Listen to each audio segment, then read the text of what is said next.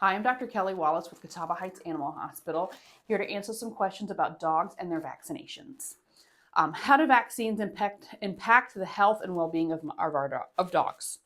So vaccinations for core diseases, so like parvovirus, distemper virus, rabies virus, are protecting against diseases that have a high morbidity, sickness rate, and fatality rate, death rate.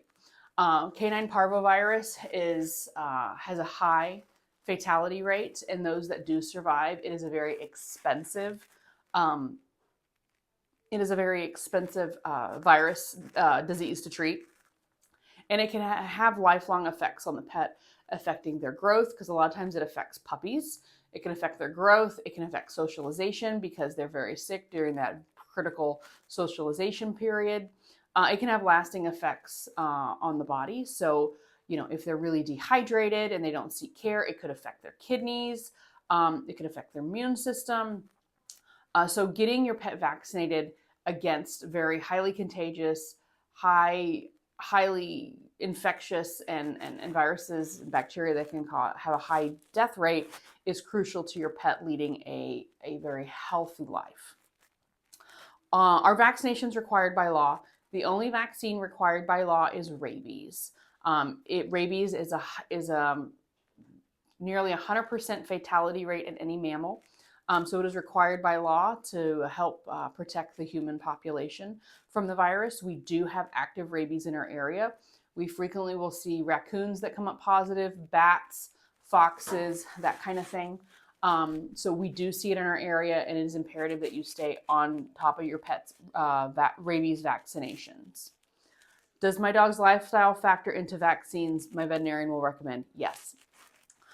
Core vaccines are ones that every pet should be vaccinated against because those diseases are very common and seen everywhere. That's going to be your parvo distemper vaccine, your rabies vaccine, and bordetella, which is a respiratory infection, kind of like a doggy cold. It's very commonly seen at dog parks, grooming facilities, boarding facilities, or any place that has a high number of pets, so even like a shelter. There are certain vaccines that are lifestyle. One is Lyme disease. In 2019, early 2019, I believe, North Carolina was diagnosed a Lyme state. We were seeing Lyme disease up near the Virginia border. 5 years later, we are now seeing it more in the Charlotte area than we were 5 years ago. We are starting to see pets test positive for Lyme disease in the Charlotte area that have not been up in the mountains of North Carolina or up into Virginia or up the East Coast. These pets have been staying in the Charlotte area, have not been on tick prevention, were bit by a tick carrying Lyme disease, and now have Lyme disease. So we now recommend all pets in our area get Lyme vaccine.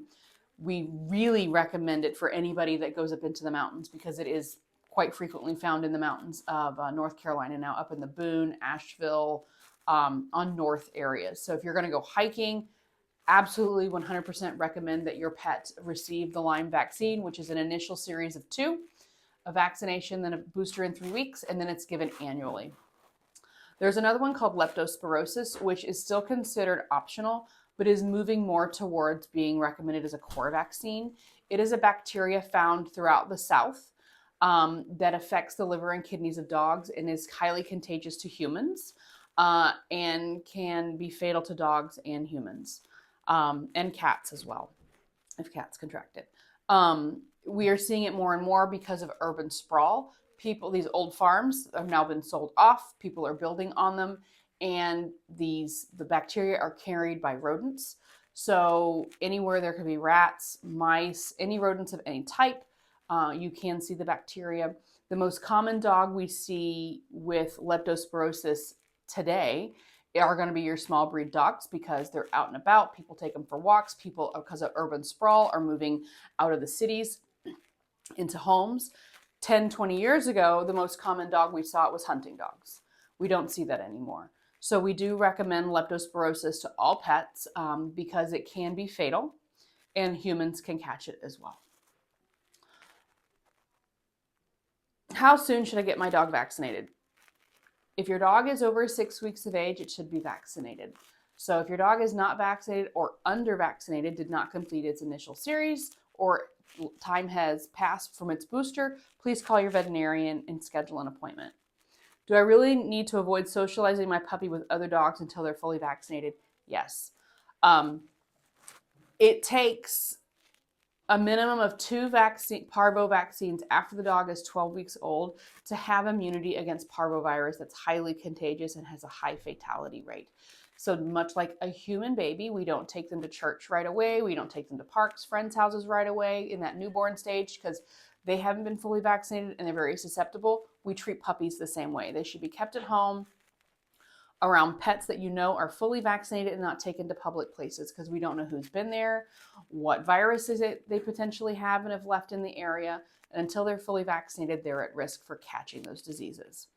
Why is it important to avoid missing a dog's vaccine? The vaccines are given at specific intervals because we know that's when the immune system will start wearing off and we need to booster it again. So missing your vaccination could mean that your pet's immunity isn't there and could contract the disease. What are typical puppy and dog vaccine schedules? So puppies, we typically start vaccines between 6 and 8 weeks, and we give them every 3 weeks until they're about 16 weeks old. And at certain ages, we'll add in other vaccinations. So we don't give rabies before 12 weeks. Leptospirosis, we start at 12 weeks. One vaccine we do recommend, you can start as young as 6 weeks, is canine influenza. We do see that in our area. It has a very high morbidity rate. Pets get very sick. Young, healthy pets get very sick on this. Pets can pass away from it. So we do require canine influenza for our boarding facility. But also one that I haven't talked about yet is adding in canine influenza, which is a lifestyle vaccine. So if your pet's going to parks, boarding facilities, doggy daycares, hanging out with friends, going to like the dog bar or breweries in town that are pet friendly, going to Lowe's, Home Depot, your pet needs to be vaccinated for canine influenza along with the other vaccines your doctor recommends. Annual vaccinations for dogs. Typically, most vaccines are given every 1 to 3 years, depending on the vaccine. So rabies can be given every 3 years if the pet has received it in the past. Same with distemper parvo. Leptospirosis, Lyme, Bordetella, and influenza are only good for 1 year, so they're given annually.